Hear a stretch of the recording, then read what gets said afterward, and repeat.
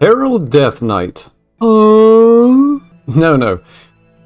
Is a low impact question and the total wrong question. The real question is why Herald Death Knight? The reason why Herald Death Knight is because I actually saw the list on Twitter. You can see here the Toucher HS, 24 and 12 to Legend with Herald Leech Death Knight. They entered Legend 1485. And they went on to leave us a deck code here. And then we actually see that one of the responses that they got was from the Warshack. Insane Stats, looks like a fun deck. And the response should be familiar to you, thanks for the deck. So, looks like this deck actually comes from the Warshack. I don't know that much about the Toucher HS. I do know that Warshack, I believe, is a Hearthstone content creator. I think you can probably find his channel on YouTube. At the end of the day, yours truly doesn't take anybody's word for it, so I'm here to test out Herald Death Knight versus the meta. Right off the bat, we hit a mage. Likely can assume this is going to be quest mage. Outside chance that it is going to be aggro. There was no mulligan advice in the tweet. Death Knight, one of the things I think that intrigues me about seeing people perform well with a deck is that all the stats that I can find on Herald Death Knight is that it is like well below 50% win rate. So it should be a bad deck. I expect it to be a bad deck, but you never know when somebody might have found a little bit of a sweet spot with the deck in the meta, so I definitely want to test it out for myself. I think what makes sense for me when you have a deck that's this heavy and these more expensive cards is you want to keep playables. So I think I'm just going to keep these two guys. Not sure how correct it is. Certainly against, like a quest mage, which it could be. They've kept the far left card. It's not going to be super ideal, but realistically, we don't just want to be hero powering the first 4 or 5 turns of the game by keeping expensive cards. The gang showing up 1 turn late, as is usual for yours truly. This is the kind of stuff you can expect if you're watching me play Hearthstone. I'm just going to go ahead and spend mana here, get down the Ancient Raptor. Will get us a couple of corpses. I was considering playing Infested Breath. I think the Leech is almost guaranteed to die, but the Leech removing max health from your opponent can sometimes be very, very good. And I think on this turn, we don't really have a lot of other things cooking. So we are just going to spend mana, hit our opponent in the face, reduce their maximum overall health, and see if we can make some progress in the game. I always recommend playing Hearthstone with a deck tracker. This particular deck tracker will track our opponent's maximum health is now 29. That means they would heal to full. They cannot go above 29. Really low curve from our opponent here. Not really used to seeing such a low curve from Quest Mage. And we know certainly their power spike is going to come in once they equip the weapon, and then there's just going to be all kinds of stuff going on. Just going to take the other Infested Breath. It's playable. It's going to, once again, reduce the maximum health from our opponent if they generate a way to be able to do some healing. And we're just going to keep the ball rolling here. So we've got 5 into 6. But realistically, we'd like to actually find some card draw, I think. An opponent progressing very nicely, as you would expect, for Quest Mage. They may actually be able to complete this next turn and equip on 6. I feel like turn 6 is the typical turn that a Quest Mage is able to equip their reward. And that's when the real shenanigans start. And you can see here, they're more afraid of the Leech reducing their maximum health than they are of minions actually just punching them in the face.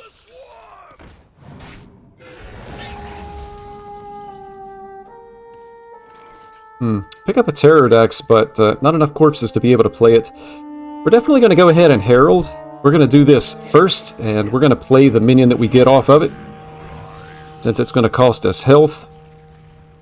This is a beast. It actually reduces the cost of it. That's pretty interesting. And then I think I am just going to go ahead and trade the smaller minions here. Try to protect the 5/4. Hideous Husk actually also a beast. I'm not sure I've actually noticed that before, but a 5-mana Husk certainly could be interesting. So next turn we could actually play this as well as the Husk. An important note about the Memoriam Manifest, Husk is also an undead. So we can potentially, if they remove our Husk but leave leeches on the board, we could play the Memoriam Manifest to get the Husk back. To maximize reducing our opponent's maximum health total here. Not sure it's going to be good this game, but it's always good to remember these options when you're playing. And we see, kind of as expected, opponent does complete the quest on turn 5. They can equip it turn 6. And then we'll really be getting into the game itself from our opponent's standpoint here. Would we rather draw cards or get down the leech is an interesting question, and I think we actually just want to draw cards here. We draw cards. If somehow leeches do survive on the board, we would then be able to follow up with a Husk, but with only 4 cards in hand, not a lot cooking, no way to really kill our opponent, and we're more of a control deck. Drawing cards is probably almost always going to be our best option here. And I'm just going to hold on to the Pterodax. The 4-3 on the board does nothing, with the opponent having no board. Going to be more valuable as healing, and again, we're a control deck, so we're not necessarily trying to push the pace through tempo on the board. And this is where it gets really interesting against Quest Mage. If you're familiar with me and the channel at all, you know that I am not a big fan of just random cards. And you can see here, our opponent plays this guy, and now look at their board. Like, look at how insane this is. And I find myself asking the question, is this even a strategy game at this point? Like, what strategy is there in this? The opponent plays this, Hearthstone chooses to give them this massive board. And then now we see this. So our opponent at 6 mana was able to make this kind of a board. They have Taunt, they have board clear. Their entire board has a layer of 2/2 treants underneath, so we're going to concede our way out of this game. And basically, we just got Hearthstoned here. This is kind of what happens when you play against Quest Mage. It's a little bit feast or famine, but there are going to be some games you get blown out of, and that's why I personally am totally opposed to just like insanely random cards in Hearthstone as it is currently. Up against Shaman this game. You can see here I immediately queued another game after the end of last game. I like to show an organic ladder experience. Ditch the Husk. I think since I have a 2 and a 3, I'm going to keep the experimental animation. The 4 damage board clear could be good. I can coin it out on turn 5. And I do have other things to do in the early game, so I'm going to feel comfortable keeping that. I wouldn't keep this all the time, though. But again, just trying to determine... Am I using the coin now? I think I'm using the coin now, otherwise I risk falling too far behind. I've noticed with this Shaman deck, they have the same start every time. They have this into like Skywall Sentinel, Ritual of Power. Literally the same every time. So I'm going to go ahead and get this on the board. Expecting it to die, but it's going to give us some corpses, hopefully some minions on the board, and the ability to be able to play the Hematurge as well here. If you're enjoying the video, please consider liking the video. It's a nice little top deck. We're going to be generating some corpses here, but I think I do need to spend a corpse. Could just like double trade and hero power. I think I like that better, simply because it allows us to clear the board, and it's going to generate a corpse versus spending a corpse on this turn. So as a control deck, we're just looking to control the board and not take any damage to our health total here. You know, they have the 2/1/1 rushers. And typically, I find that the Herald Shaman opponent does have like a really decent turn 3, but their turn 4 tends to be slow. This particular game, turn 3 was a little bit slow.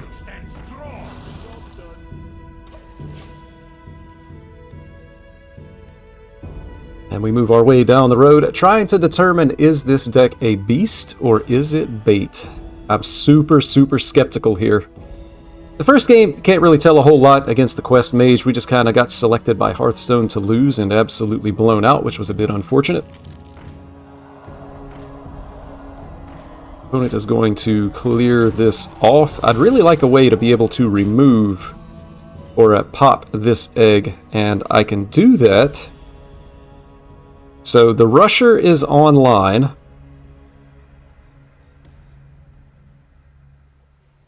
So what's the best way to spend our mana here? Like Command Claw? Probably want to play this. My rule is eternal. I need to remove that. I think I have to Command Claw.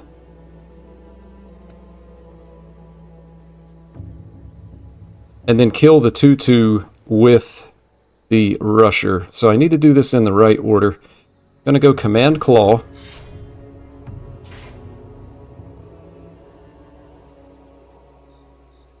And I'm just going to Hero Power and save this. I need to swing here.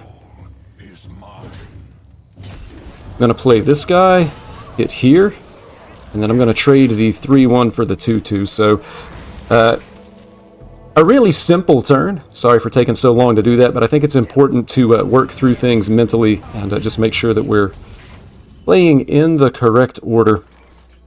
Second Command Claw. Drawing cards from the Sanguine Infestation seems like it's going to be really good here. So we're going to do exactly that. I'm going to hit this guy. And then the question is, do I want to swing into this and just reduce our opponent's maximum health total? I kind of think I do, simply because Shaman does have ways to be able to create healing. Seems like it would be a little bit better to get our opponent closer to 0 and maybe put a buff on one of the bloated leeches. We do have 2 other weapons, so I'm just going to go ahead and do that. One of the combos that you can do with this deck is you can equip Staff of the Endbringer and then equip Command Claw immediately after. That's going to break the Endbringer, and it works as a board clear. Opponent has Ultraxion on 6, and that means they could have Deathwing on 7. I noticed this card has been in their hand for quite a while. We're going to have to see what we can do here. We have Herald exactly 0 times, and that's one of the problems with Herald Death Knight. The cheapest Herald card starts at 4 mana, and it's really not all that impactful. In addition to the fact that we have not drawn it. So, I do have the board clear. Obviously, I think this is the wrong turn to do that.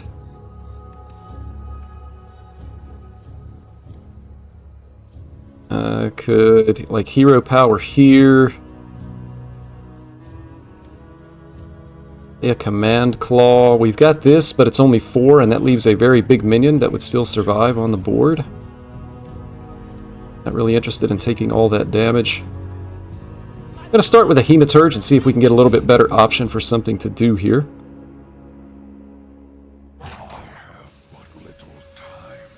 We'll take that as a bigger picture item.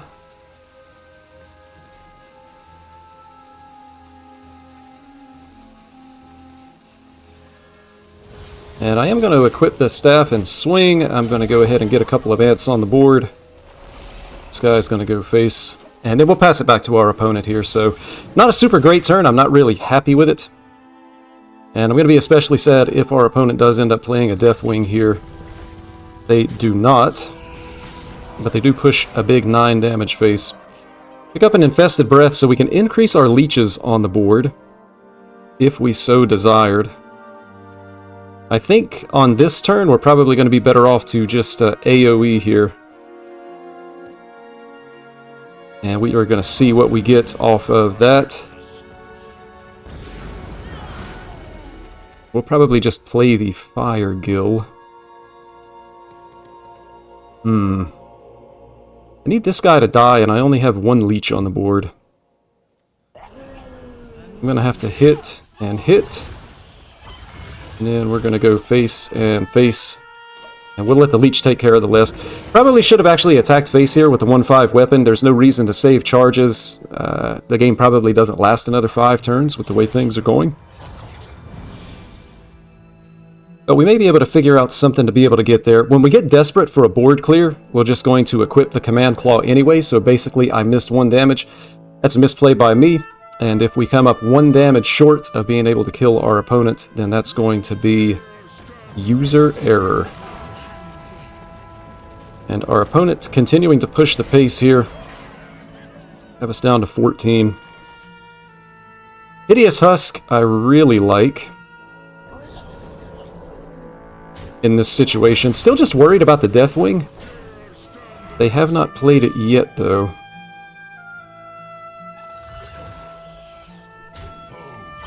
So we're going to do that. I'm going to get down the Husk, and then I also have the Infested Breath here.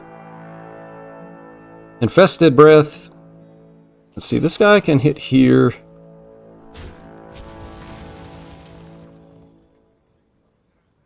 I can play the Infested Breath here.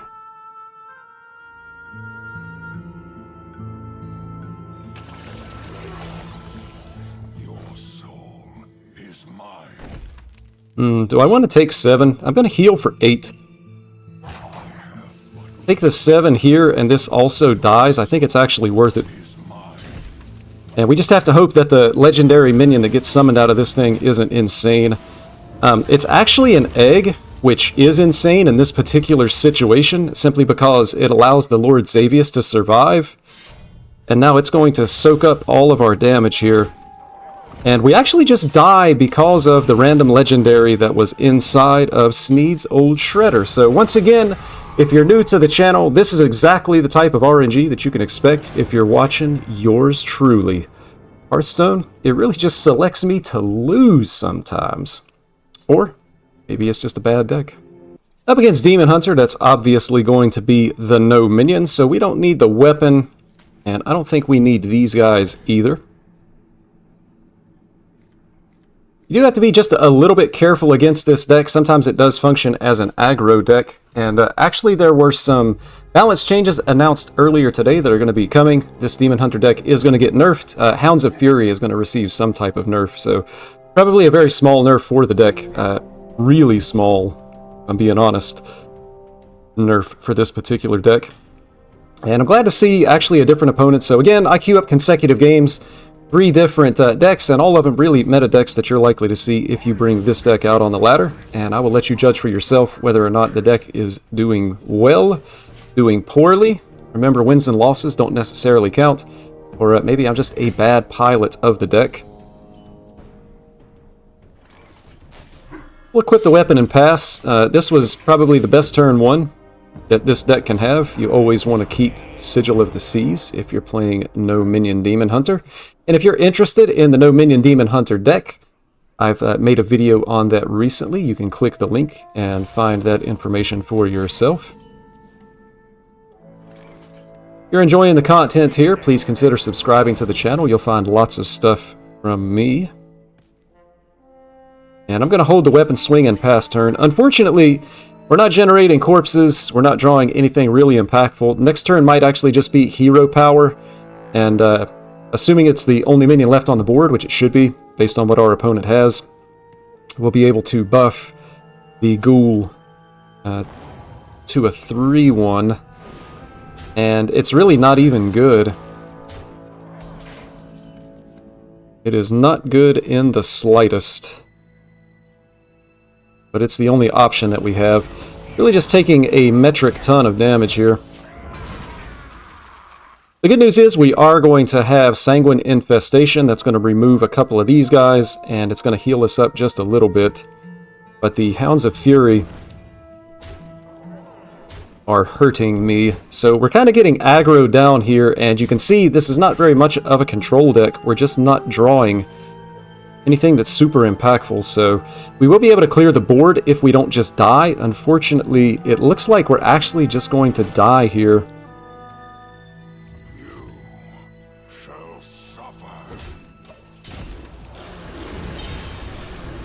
So we're at 12. Our opponent has 11 with both of these and a hero power and these guys.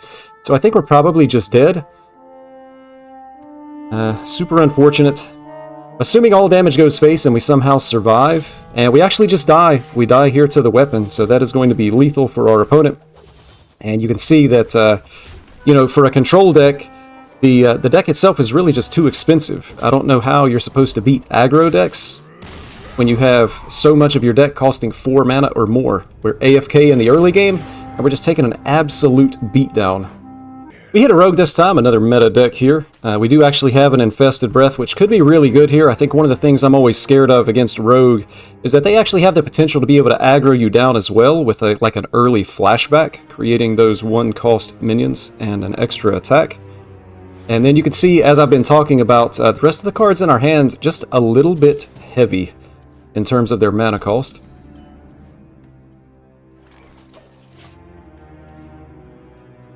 See what our rogue opponent is going to be able to do here.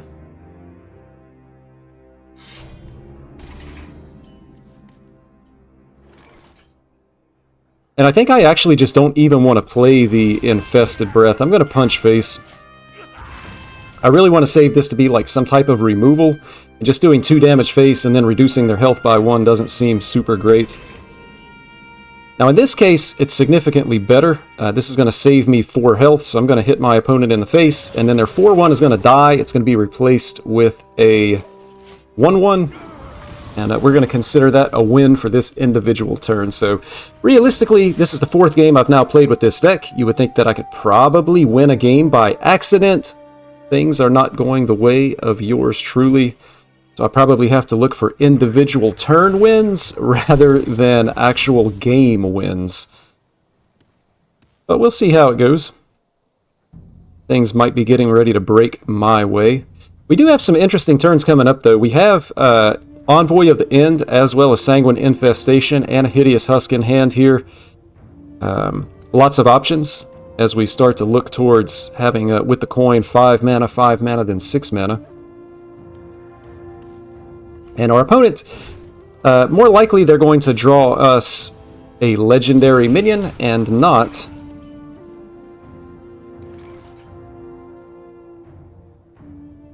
well, I guess it is a legendary minion, but we don't want to draw King Lane, I guess was basically my point there. More likely that we draw one of the legendaries we want and not King Lane. They'll be able to swing again, and I think, honestly, the way to approach this turn is probably going to be to remove their 4-4 and play a 4-4 of our own.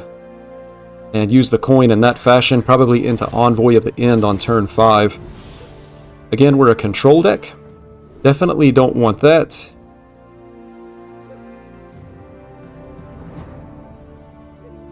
I think we have enough stuff to do that we can afford to take this. Ancient Raptor, not going to be super impactful, and we probably don't want to play it anyway.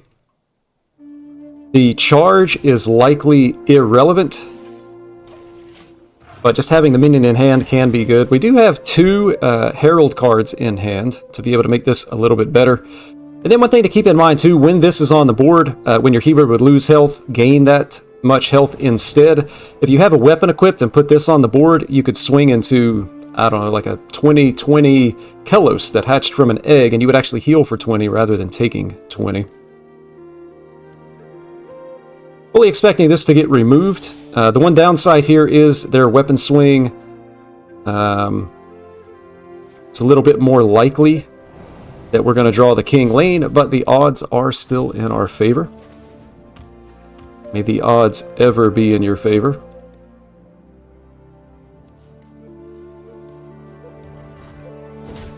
And we'll see what we get here.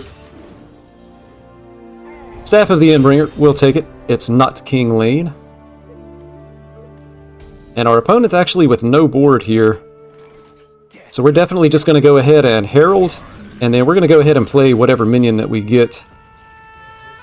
Defias Ringleader. The thing we have to keep in mind against Rogue is that they are going to have the 4/12 Dragon, the Mistress, that's going to return everything to our hand. So once we actually make a big board, it's going to get sent back into our hand. So we're going to want to have, hopefully, some hand space to be able to have room for some of those minions to come back. And then we need to make sure that we also don't just die. So would really like to have a Command Claw in hand to be able to do the Staff of the Endbringer Command Claw board clear, to guarantee that we can clean up any kind of nasty board that our opponent has when they sap our board. We also have to keep in mind they'll have that effect twice, and I think I've noticed that these rogues have begun running Web of Deception now as well, so they play the 4/12, you probably can't kill the 12 health minion, and then they play Web of Deception to pick it back up so that they can just continuously sap minions into your hand. Definitely makes the deck significantly stronger in the late game, if that's the build that they choose to run. Opponent's Deathwing will now cost only 7, and it's relatively likely that they have drawn it as well.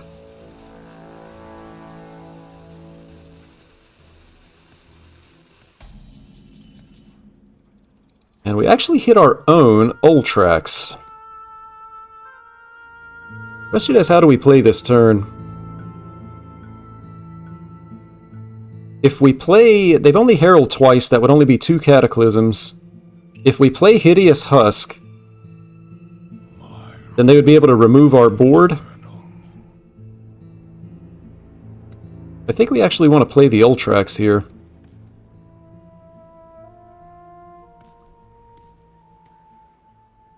I think we play the Ultrax, and we actually just have to full trade. Keeping in mind that we are a control deck, we're not really looking to kill our opponent.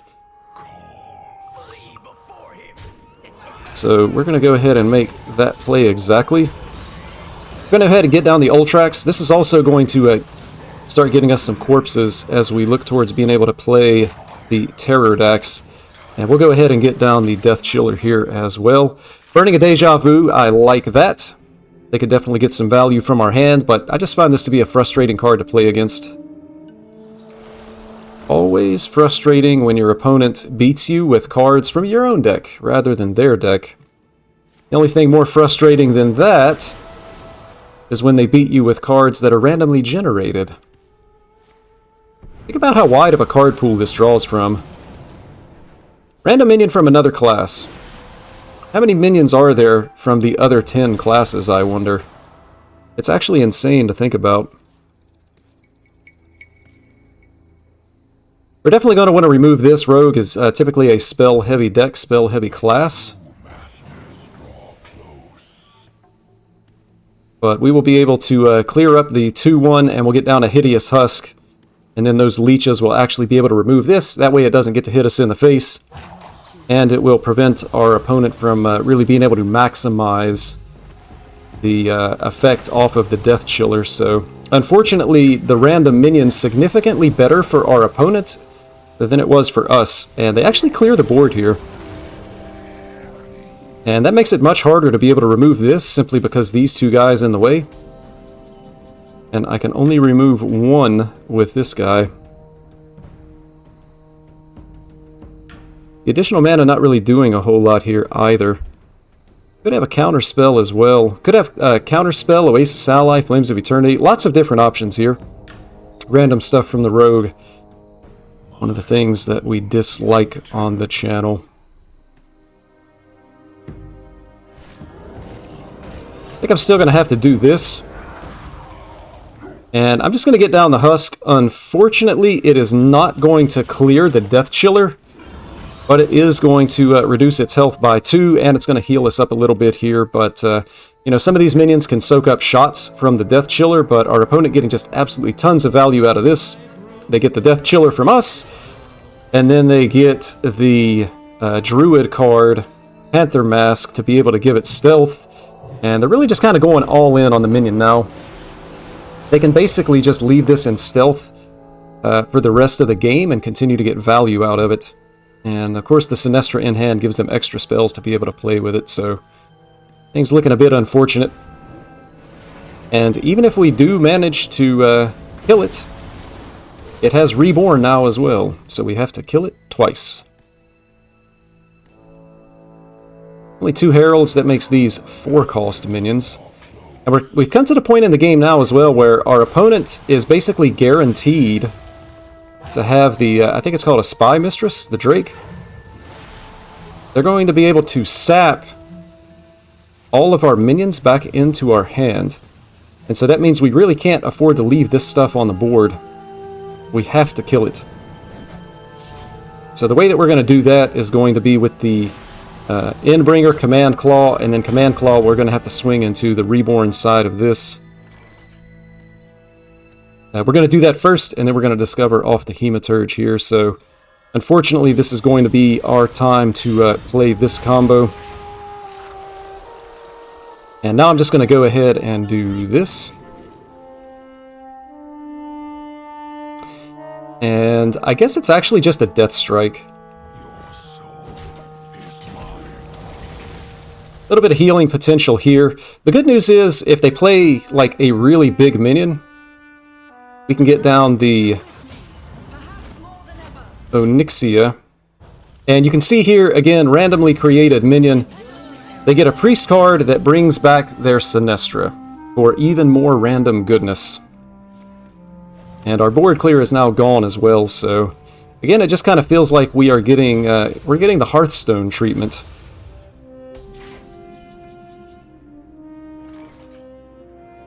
And this ain't good. Look at what our opponent was able to do. Thanks to this random card and this creating random stuff. It's the second one of these. This feels like Hearthstone in a lot of cases, not really all that much of a strategy game. And then this is what passes for a control deck in this meta as well, but we have no removal. Both of these hiding in our deck. Even if we had Deathwing, it's not a board clear.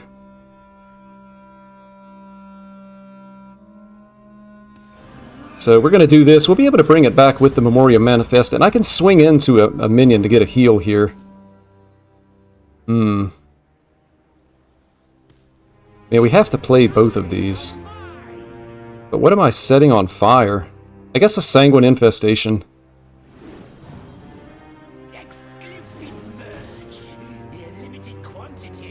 And I can actually only remove the Sinistra here. Ice Barrier from our opponent. So basically what we're expecting to happen is the Spy Mistress 412 Dragon comes down, all of this goes back into our hand, and we're basically just dead at that point. I mean, we can replay the Arisen Onyxia, but there's no 4-cost minions that are going to be able to win the game from that particular point. So really expecting some bad news from our opponent. They're going to go ahead and hero power first, but I imagine their other 9 mana is going to be on that dragon. Opponent sitting at 50 health. And we actually don't see the Spy Mistress comes down. I am really, really shocked by that. Like, amazingly shocked.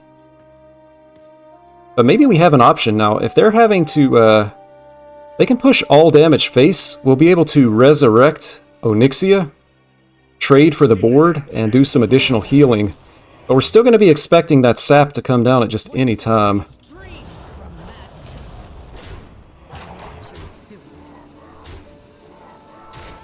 And the fact that this doesn't have Rush isn't really all that good either. So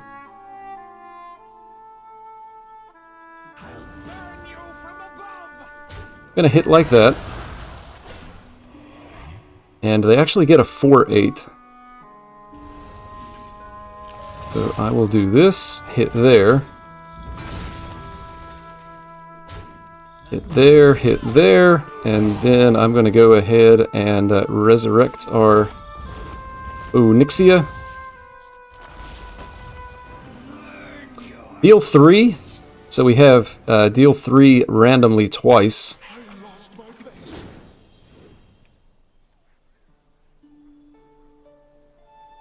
And I guess we want it to go here.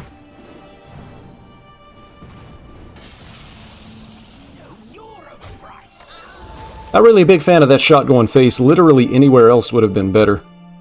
Opponent still has 15 damage on the board, and we're still expecting the 9-mana Spy Mistress, so I think we're basically just either hoping our opponent forgot to put a really good card in their deck, or we're just getting ready to lose. Our hand's not going to be doing much of anything if that 412 does come down. We'd be totally reliant on a top deck. Deathwing, we would only have 2 Cataclysms. And Experimental Animation, I think, doesn't even necessarily win us the game here. But we'll see what they have. Twilight Mistress rather than Spy Mistress. I guess Spy Mistress is maybe that 3-1. But you can see here, they probably also have the second one in hand as well. Simply because there's only 5 cards left in the deck. And the minions that are coming off of this just aren't good enough. Opponent emoting us. I don't know. I typically don't mind emotes, but basically they are roping very obvious plays with the Twilight Mistress. In addition to the fact that they're not really doing anything special, Hearthstone is just giving them the win with this stuff. Like, look at all these randomly generated cards and how good they've been in this game. But nothing that I'm not used to, because this kind of stuff happens all the time to yours truly. We're not going to waste any more time here. We are going to go ahead and concede this game, and that's going to bring us to a grand total of 0 wins and 4 losses with Herald DK. Herald Death Knight, is it a beast of a deck or is it bait? I'm going to go ahead and stamp this as certified bait. You buy a deck like this at a bait shop, you probably get a free can of worms. Honestly, I feel like I've been getting cans of worms throughout this entire video. But full on in channel tradition, when we play a deck and cannot manage to get a single win, we come right here to the deck select screen and we delete this deck. Thank you for watching. I'll see you next time.